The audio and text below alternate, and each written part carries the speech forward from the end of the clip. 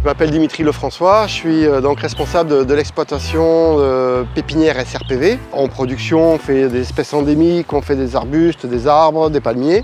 Pour un souci environnemental et aussi social, on avait envie de changer notre méthode de lutte contre les ravageurs. Donc on a fait appel à Tim. Moi c'est Tim Dupin, donc je suis technicien animateur donc, du GI2E de l'UHPR. L'objectif de ma mission ici, c'est de leur apporter conseil sur la gestion, on va dire, des ravageurs présents sur l'exploitation. Donc ça a commencé par d'abord des visites de pépinières, des relevés, des plans qu'a fait Tim pour savoir comment on allait disposer des plantes, comment on allait procéder. Et puis on a démarré assez rapidement des premiers lâchers de coccinelles sur des bois de poupard qui étaient déjà, où on avait constaté des attaques de pucerons.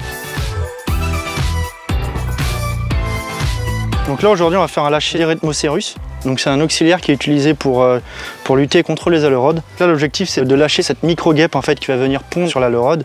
Et en fait elle va faire son cycle sur l'aleurode et elle va finir par en fait, détruire les populations d'aleurodes. Donc tout simplement on vient clipser en fait, la petite pochette sur une feuille.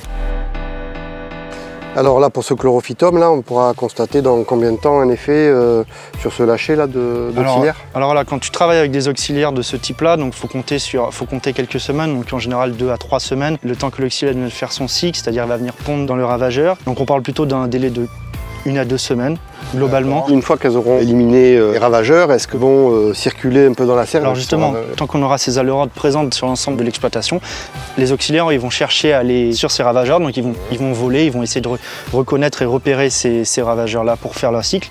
Et après tous les travaux qu'on a fait en amont, tu sais, on a commencé à mettre des plantes relais, donc c'est-à-dire des plantes qui vont permettre, en l'absence de proie ou dans l'absence d'hôtes pour ces auxiliaires-là, elles vont pouvoir aller sur les fleurs pour récupérer du pollen, du nectar, et ainsi pouvoir pérenniser leur cycle biologique. Alors là, on est dans la culture d'arbres. Bon, ben là, on a dispersé dans ces rangs-là des plantes qui nous a été conseillées par Tim.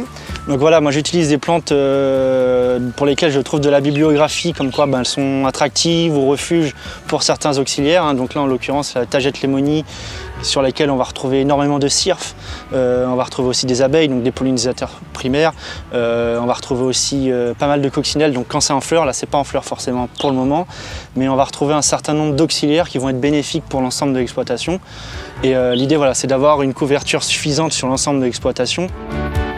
En 2 ans, j'espère qu'on aura fait les haies nécessaires pour les refuges d'auxiliaires, qu'on aura un petit peu plus de plantes à fleurs aussi, parce que du coup, ça nous a donné envie de cultiver certaines astéracées. Et j'espère que dans 2 ans, du coup, on aura un petit peu plus de fleurs et puis qu'on n'aura plus besoin de traiter du tout, quoi.